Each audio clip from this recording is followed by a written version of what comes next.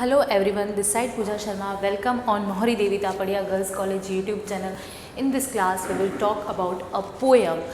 So, the poem name is Winter, which is written by James Thompson.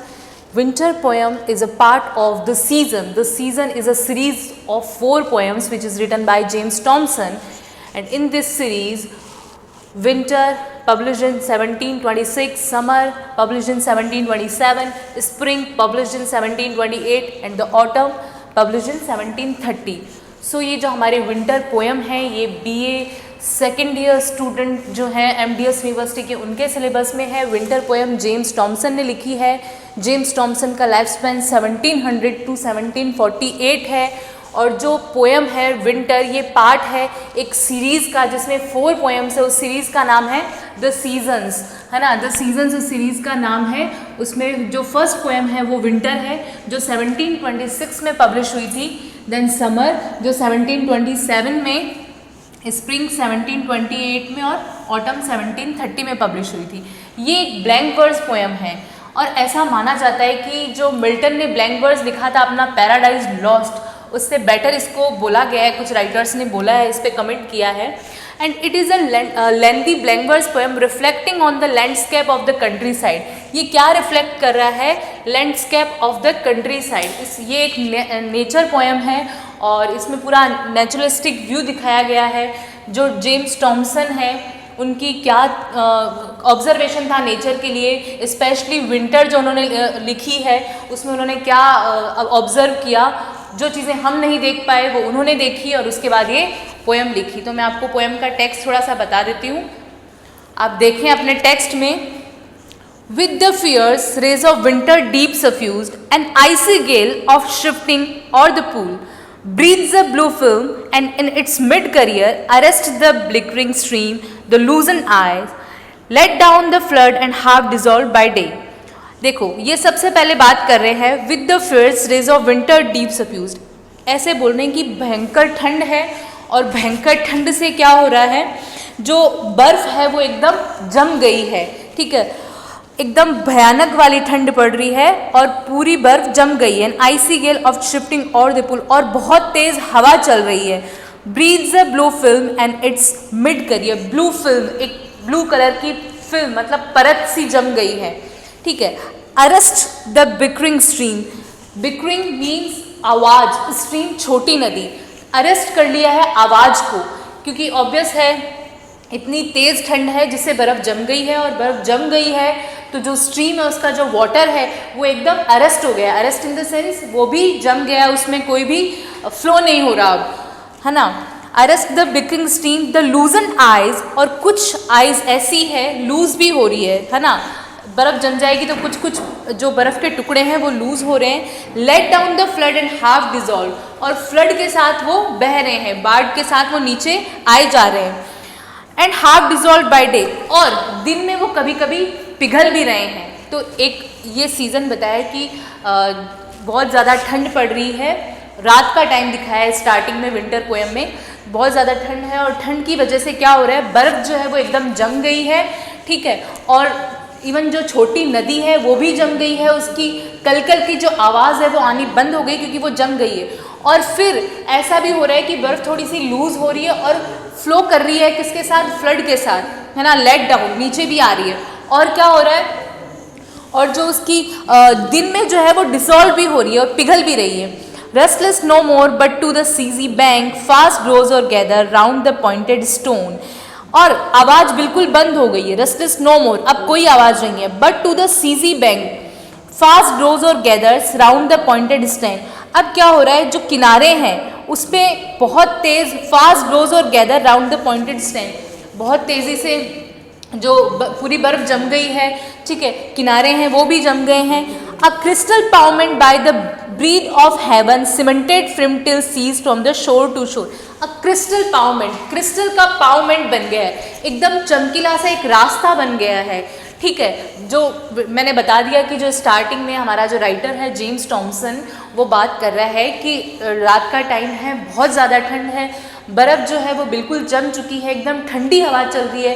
Then ऐसा भी हो रहा है कि जो छोटी छोटी नदियाँ थी उनका पानी जम गया, उन पे एकदम ब्लू फिल्म हो गई, एकदम पतली सी परत आ गई है ब्लू कलर की। और क्या हो रहा है, उन नदियों ने आवाज़ करना बिल्कुल बंद कर दिया है, रेस्टलेस नो मोर, मतलब कोई भी आवाज़ नहीं हो रही है। और एक मतलब उन नदियों के बीच में एक क्रिस्टल पाउमेंट बन गया, एक रास्ता बन गया है। नदी जम गई है तो पूरा रास्ता बन गया है। Crystal pavement by the breath of heaven cemented firm till seize from shore to shore, shore to शोर सीज हो गई है।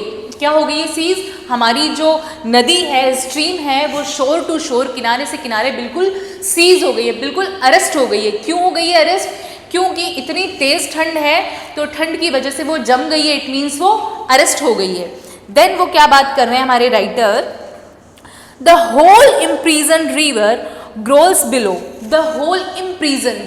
देखो ऊपर तो बर्फ जम गई है पानी के, बट नीचे जो है वो नदी अभी भी चल रही है। तो नीचे वाली नदी जो है वो इम्प्रीजन्ड है, ऊपर वाली तो प्रीजन्ड है, अरेस्ट है, बट नीचे वाली नदी बिल्कुल इम्प्रीजन्ड है, वो बिल्कुल भी प्रीजन्ड नहीं है। इसका मतलब जो नीचे नदी है वो चल रही है, बर्फ़ तो सिर्फ ऊपर ऊपर जमी है, बट जो नीचे वाली नदी है ना, नीचे जो पानी बह रहा है उस नदी का, जिसके ऊपर बर्फ़ जम गई है, वो पानी क्या है, गुस्से में आवाज़ कर रहा है, क्योंकि उसको बाहर निकलना है, तो वो आवाज़ कर रहा है। तो यही बात हमारे राइटर कह रहे हैं, the whole imprisoned river growls below, growls मतलब गुस्से से गरगरा रहा है। Loud rings the frozen earth and hard reflect, loud rings the frozen earth, actually जो अर्थ जो है पूरी फ्रोजन हो गई है, बहुत तेज़ हवा चली, बहुत तेज़ ठंड है, तो पूरी अर्थ जो है वो फ्रोज़न हो गई। एक्चुअली ये जो सिनेरियो है ये इनके वहाँ का है, हम ये ना आइडिया लगाएं कि हमारे इंडिया में तो ऐसा नहीं होता है। कुछ कुछ जगह हमारे इंडिया में भी ऐसा होता है, हिल स्टेशन पे जब बहुत तेज़ ठंड पड़ती है, बट ये अपने यहाँ की बात कर रहे हैं। तो ये कह रहे हैं कि जो हमारा अर्थ है वो बिल्कुल loud rings the frozen earth and hard reflects, actually सब कुछ पूरी अर्थ जो है वो फ्रोज़न हो गया है, बर्फ़ जम गई है। हार्ड रिफ्लेक्ट्स, और जो रिफ्लेक्ट है किसी चीज़ का वो हार्डली हो पा रहा है ना, हम लोग को कुछ भी क्लियरली विज़न नहीं है, कुछ भी क्लियरली दिखाई नहीं दे रहा है। A double noise while at this evening watch the village dog deters the nightly thief, और क्या हो रहा है, और जो नीचे वाली नदी है उसकी फिर डबल आवाज़ आ रही है, पूरा अर्थ जो है वो फ्रोज़न है ना, पूरा जम चुका है, कुछ भी क्लियर विज़न नहीं है। देन जो नीचे जो हमारा जो बर्फ़ जमी हुई है, पतली बर्फ़ की परत जमी हुई है, उसके नीचे जो नदी बह रही है उसकी आवाज़ हमें डबल सुनाई दे रही है, double noise. While at this evening watch the village dog deters the nightly thief, और उन्होंने एक ऐसा माहौल बताया कि इस सब सून सड़ाके में, बिल्कुल सुना है, ठीक है, रोड्स जो है वो भी बिल्कुल सूनी मिलेगी, इतनी तेज़ सर्दी है, कोई भी बाहर नहीं घूमेगा, पूरा अर्थ जो है वो फ्रोज़न हो गया है। ये सिनेरियो हमें दिखा रहे हैं, ये सीनरी हमें दिखा रहे हैं। देन वो बोल रहे हैं कि कोई अगर थीफ भी जा रहा है उस रास्ते से, कोई चोर जा रहा है, तो कुत्ते भौंक रहे हैं, जो बछड़े हैं वो रंभा रहे हैं, ये हमें सिनेरियो दिखा रहे हैं वो। तो क्या बोल रहे हैं, द विलेज डॉग, जो विलेज के कुत्ते हैं, डेटर्स द नाइटी थीफ, जो रात में घूमने वाले थीफ हैं उन पे भौंक रहे हैं। द हाइफर लोज, और जो बछड़े हैं वो भी रंभा रहे हैं, मतलब आवाज़ कर रहे हैं। The distant waterfall swell in the breeze and with the hasty tread, और ये जो वाटरफॉल हो रहा है ना, कई जगह वाटरफॉल हो रहा है, बस उनकी आवाज़ आ रही है। Then swell in the breeze and with the hasty trend of traveller the hollow sounding plain, और वो वाटरफॉल देखने को मिल रहा है, कुत्ते भौंक रहे हैं, कोई अगर चोर जा रहा है उस पर, है ना, गाय जो है, गाय का जो बछड़ा है वो रंभा रहा है, वाटरफॉल हो रहा है। और क्या बताया इन्होंने, और जो ट्रैवलर हैं वो बहुत जल्दी जल्दी चल रहे हैं, क्योंकि इतना सूना वाला एटमॉस्फेयर वहाँ पे है, तो जो ट्रैवलर है वो अपने घर पहुँचने के लिए उनको बहुत जल्दी है, वो जल्दी जल्दी हेस्टी, बहुत जल्दी जल्दी चल रहे हैं, ठीक है। Swell in the breeze and with the hasty tread of traveller the hollow sounding plain shakes from afar the full ethereal round, और जो प्लेन है और जो मैदान है वो बिल्कुल खाली नज़र आ रहे हैं, वहाँ बिल्कुल भी शोरगुल नहीं है। तो हमारे राइटर ने अभी तक क्या बताया, एक बहुत ज़्यादा तेज़ सर्दी वाली शाम है, रात है, उसने पूरी बर्फ़ को जमा दिया है, इवन जो हमारा अर्थ है वो बिल्कुल फ्रोज़न हो गया है, जो नदियों का पानी है वो जम गया है, वहाँ पे कुछ बिल्कुल भी नदी की आवाज़ नहीं हो रही है, शोर टू शोर, किनारे से किनारे बिल्कुल सीज हो गया है, पानी बिल्कुल जम गया है। बट जो उस पानी के नीचे जो पानी बह रहा है, मतलब उस परत जो जमी हुई बर्फ़ है उसके नीचे जो पानी बह रहा है वो गुस्से से आवाज़ कर रहा है, इन द सेंस कि वो बाहर आना चाह रहा है, वो आवाज़ कर रहा है, उसकी आवाज़ तेज़ हो रही है, इवन इतनी तेज़ है कि उसकी डबल नॉइस आ रही है।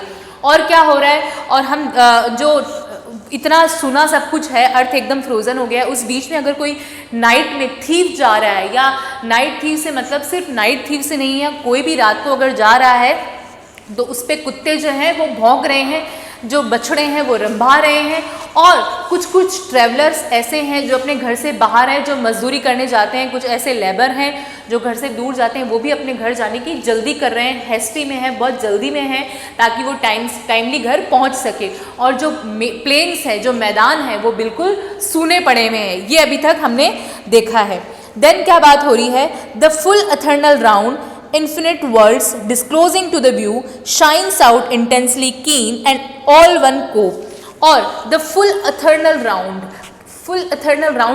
का मतलब क्या है यहाँ, जो मून है वो बिल्कुल पूरा है, फुल इटर्नल, एकदम कंप्लीट मून है, वही आसमान में दिखाई दे रहा है। अब थोड़ा सा जो उन्होंने बताया है सीनरी इमेजरी, वो क्या बताई है, किसकी बताई है, आसमान की।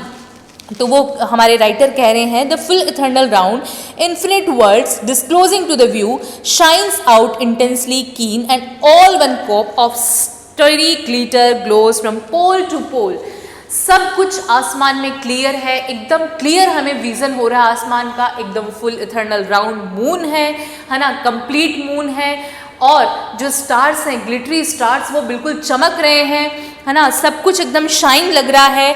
पोल टू पोल सब कुछ क्लियर विजन हो रहा है हमें आसमान का, एकदम क्लियर स्काई हमारे सामने है। ठीक है, कौन सी नाइट में, विंटर की जो तेज सर्दी वाली नाइट है उसमें।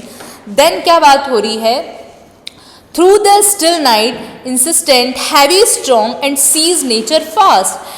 और जो ये कंप्लीट मून है, इसने ऐसा लग रहा है जो पूरा हमारा अर्थ है जो फ्रोज़न हो गया है उसको सीज कर लिया है। देखो आप भी इमेजिन करो, अगर पूरा हमारा अर्थ फ्रोज़न हो जाए, सब जगह बर्फ़ जम जाए, और जो कंप्लीट मून है उसका जो रिफ्लेक्शन है वो अगर अर्थ पे आए, उस फ्रोज़न पे आए, तो कितना ब्यूटीफुल व्यू होगा, कितना शाइनी व्यू होगा।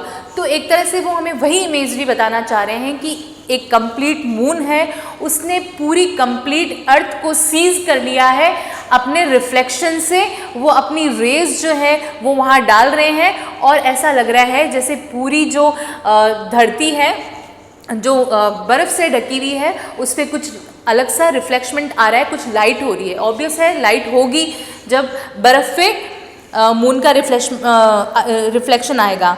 तो ये यही एक इमेजरी हमें दिखा रहे हैं। Through the still night insistent heavy strong and seize nature fast. पूरे नेचर को सीज कर लिया है इस इटर्नल राउंड ने, कंप्लीट इटर्नल राउंड ने, मीन्स मून ने, और जो ये स्टार्स स्काई में ग्लिटरी स्टार जो शाइन कर रहे हैं तेज, उन्होंने पूरे अर्थ को अपने वश में कर लिया है, सीज कर लिया है। देन बात कर रहे हैं, if freezes on till morn late rising o'er the dropping world. अगर it freezes on till morning, ये क्या होता है, टिल मॉर्निंग तक चलता है, ये पूरा जो एटमॉस्फेयर है, जो भी ये चल रही इमेज में, टिल मॉर्निंग तक रहती है, मॉर्निंग तक रहती है मतलब। Late rising o'er the dropping world, even सुबह अगर हम विंटर की मॉर्निंग में हम सुबह उठेंगे तो हमको ऐसा लगेगा कुछ भी बहुत जॉयफुल नहीं है। यहाँ पे वो थोड़ा सा अपने मूड को चेंज कर रहे हैं। वो यहाँ बता रहे हैं कि अगर हम सर्दी की सुबह जल्दी उठेंगे तो हमें कुछ भी, हमारी जो आइज़ है उनको अट्रैक्ट करने वाला कुछ भी नहीं मिलेगा। क्यों नहीं मिलेगा? क्योंकि वो जो रात का इतना सुंदर एटमॉस्फेयर था कि जो कंप्लीट मून है ना, बर्फ़ जो है वो जमी हुई है, उन पर रिफ्लेक्शन आ रहा है मून का, वो सब इमेजरी सुबह हो सकता है नहीं रहे, और ना जो रात में जो तारे चमक रहे हैं आसमान में, ऐसा कुछ नहीं रहेगा मॉर्निंग में। तो हो सकता है जो विंटर की मॉर्निंग होगी वो हमारी आइज़ को अट्रैक्ट नहीं करे। आगे यही बात बोल रहे हैं। Through the still night insistent heavy strong and seize nature fast, if it freezes on till morn late rising or the dropping world, lifts her pale eye enjoys, lift her pale eyes, हमारी eyes पेल आई enjoys मतलब हमें कुछ भी खुशी नहीं होगी अगर हम विंटर की मॉर्निंग में ये सब देखेंगे. Then appears the various laborer of the silent night. यहाँ क्या हो रहा है, वो जो हमारे जेम्स टॉमसन है, पोएट हैं, वो यहाँ पर्सोनिफाइड कर रहे हैं विंटर को. ठीक है, वो कैसे पर्सोनिफाइड कर रहे हैं, वो कह रहे हैं कि जो नाइट थी उसमें क्या हुआ, बहुत सारे लेबर थे काम करने वाले, है ना. उन्होंने ये जो स्टार वगैरह, इनको एक तरह से आप बोल सकते हैं इनडायरेक्टली लेबर मान लिया. वो कह रहे हैं the various labour of the silent night, जो रात का जो एटमॉस्फेयर है वो इसी वजह से इतना सुंदर था क्योंकि वहाँ बहुत सारे लेबर थे ये सब सुंदर दिखाने के लिए हमें. The various labour, then appears the various labour of the silent night prone from the dripping cave. और जो केव है वो भी क्या है, झुक गई है. फिर सुबह जो है केव भी झुक गई है, केव भी एक तरह से जम गई है, गुफा जो है वो जम गई है.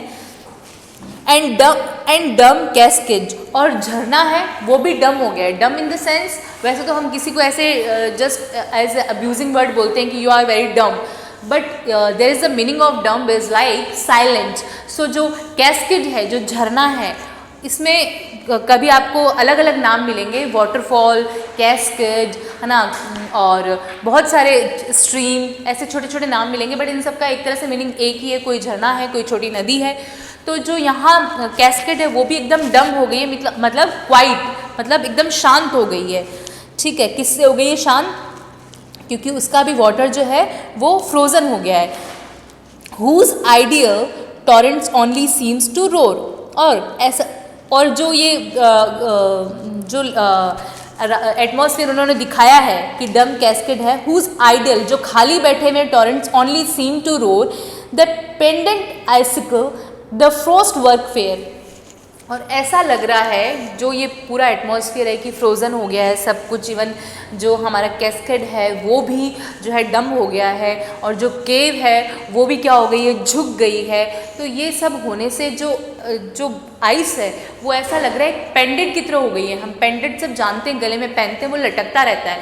तो वैसा ही एक आइस का वो हमें इमेजरी दिखाई है कि जो स्नो है वो भी ऐसे लग रहा है जैसे इन सब जगह पे ये लटक रही है ना, पेंडेंट के जैसे.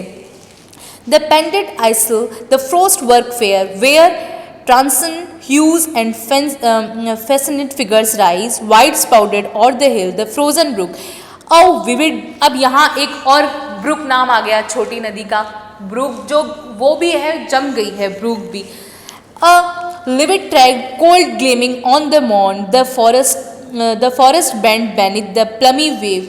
फॉरेस्ट बेंड, वो भी फॉरेस्ट भी झुक गए. देखो क्या होता है कि बहुत सारे पेड़ पौधे हैं, अगर वो सब फ्रोज़न हो जाएं तो उनके जो वो झुक जाएंगे. तो यहाँ भी कुछ ऐसा ही माहौल बताया है कि जो भी पेड़ पौधे थे वो उन पे बर्फ़ जम गई है और वो झुक गए हैं. A livid track, cold gleaming on the moon, the forest bent beneath the plumy wave, and by the frost refined the white snow, encrusted hard and sounding to the trend of early shepherd as he pensive seek his pining flock, or from the mountain top pleased with the slippery surface swift descendant. देखो last में हमारे जो writer हैं वो क्या बात कर रहे हैं कि सब कुछ ये एटमॉस्फेयर ऐसा है जो हमारे को लुभाने वाला है, बट क्या हो रहा है, सब कुछ जम गया है. फिर ये बात कर रहे हैं, it appears that it is full of anger at her present state of imprisonment, the snow has become so hard coated that the shepherds morning feet make a sound.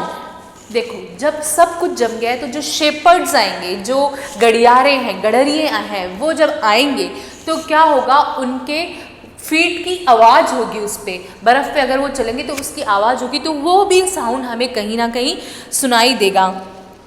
It appears that it is full of anger at her present state of imprison, the snow has become so hard coated that the shepherd's morning feet make a sound when it goes over the path. The shepherd is silent and pensive and is searching his descent sheep. The mountain have become slippery because they are covered with snow. और वो shepherd आते क्यों हैं? वो अपनी sheep को देखने के लिए आएंगे। बट जो माउंटेन है सब कुछ अगर फ्रोज़न हो रखा है तो अगर शेपर्ड्स आएंगे तो उनकी भी फीट की आवाज़ हमें सुनाई देगी, और वो जो अपनी शीप को देखने के लिए आए, उनको सर्च करने के लिए आए हैं, वो उनको नहीं मिलेगी और उनको लगेगा जैसे सब कुछ सो रहे हैं, सब चीज़ें सो रही है, स्लीपरी मोड में है सारी चीज़ें। क्यों है? क्योंकि सब पे बर्फ़ जम गई है, माउंटेन वगैरह सब स्लीपरी मोड में है। देन जो शेपर्ड हैं उनके बारे में बताया है, this helps the shepherd to come down from the mountains fast and easily, this makes him glad. और ये सब क्या होगा? उनके लिए अच्छा होगा क्योंकि वो जल्दी जल्दी से अपने जगह पे जा पाएंगे। शेपर्ड्स जो है उनके लिए अच्छा होगा। देखो क्या होता है, अगर सब कुछ जमा हुआ हो तो नॉइज़ ज़रूर होगी शेपर्ड्स के आने की, उनके फीट की, उनके फुटस्टेप की, बट वो अपने जगह पे इजीली पहुंच पाएंगे। ये उनके लिए अच्छा होगा क्योंकि उनके बीच में ना कोई पानी की रुकावट आएगी, कुछ भी नहीं आएगा, तो वो इजीली अपनी जगह जा पाएंगे। देन हमारा जो पोएम है वो यहाँ एंड हो रहा है, इसका टेक्स्ट आप पढ़ें। सो हमारी जो पोएम थी विंटर, ये जेम्स टॉमसन ने लिखी थी। ये एक बहुत ब्यूटीफुल नेचर पोएम है। इसमें हमारे राइटर ने विंटर में जो भी बर्फ़ जमती है, जो नदियों का पानी है वो जम जाता है, उसके बाद जो गडरिये हैं वो अगर अपने काम पे जाएंगे तो क्या होगा, जो ट्रैवलर हैं उनको घर जाने की जल्दी है ना, एकदम शांत माहौल है। तो ये सब उन्होंने अपनी हमें इमेजरी दिखाई है विंटर की। तो अगर आप इसका एग्ज़ाम पॉइंट ऑफ व्यू से आंसर करेंगे तो आपको सबसे पहले तो जेम्स टॉमसन का इंट्रोडक्शन प्रिपेयर करना है, ये कब बॉर्न हुए थे, है ना, कौन सी यूनिवर्सिटी में पढ़े हैं, सारी चीज़ें आपकी इसमें आ जाएगी, उनके कौन कौन से अच्छे वर्क हैं। उसके बाद अगर आप इंट्रोडक्शन करेंगे इसका पोएम का, तो आप सबसे पहले ये लिखेंगे कि ये जो पोएम है ये द सीजन्स का पार्ट है। द सीज़न एक सीरीज़ है इनकी 4 पोएम्स का, जो जिसमें विंटर, समर, स्प्रिंग और ऑटम पोएम है। ये कब कब पब्लिश हुई आपको लिखना है। देन हमारी जो पोएम है उसका डिस्क्रिप्शन ये है कि it is a lengthy blank verse poem reflecting on the landscape of countryside. Countryside का रिफ्लेक्शन दिखाया लैंडस्केप का। सारी चीज़ें जो दिखाई है वो नेचर रिलेटेड ही है ना। बहुत सारा उन्होंने ये दिखाया है कि बहुत सारी नदियां हैं, है ना, उनका पानी जम गया है, गडरी आ रहे हैं, शीप्स आ रही है ना, और जो स्टार है बिल्कुल चमक रहे हैं, मून कंप्लीट है। तो एक बहुत ब्यूटीफुल नेचर व्यू दिखाया है। तो ये एक नेचर पोएम है, तो इसके आप थीम बना सकते हैं, नेचर पोएम है। और जो भी इमेजरी दिखाई है नेचर से रिलेटेड उनके बारे में आप बता सकते हैं। यहाँ पर्सोनिफाई किया है इवनिंग को, तो वो आप दिखा सकते हैं। और जो नाइट है उनकी सबको लेबर माना है, ये आप दिखा सकते हैं। तो आपको इसका एक अच्छा सा आंसर प्रिपेयर करना है। इस पोएम में इतना ही था। इन शॉर्ट ये पोएम एक बहुत ब्यूटीफुल नेचर पोएम है जो जेम्स टॉमसन ने लिखी है। ये ब्लैंक वर्ड्स में लिखी गई है। ये एक पूरे विंटर सीजन का पूरा अच्छा सा इमेजरी दिखाती है, कहाँ की, जहाँ ये रहते थे वहाँ की। और हमारे यहाँ भी होता है हिल स्टेशन पे ऐसा। तो अगर आपको इसके बारे में और अच्छे से फील करना है तो आप कभी भी विंटर में हिल स्टेशन पे जा सकते हैं, फील कर सकते हैं कि वहाँ का एटमॉस्फेयर कैसा रहता है। Thank you so much.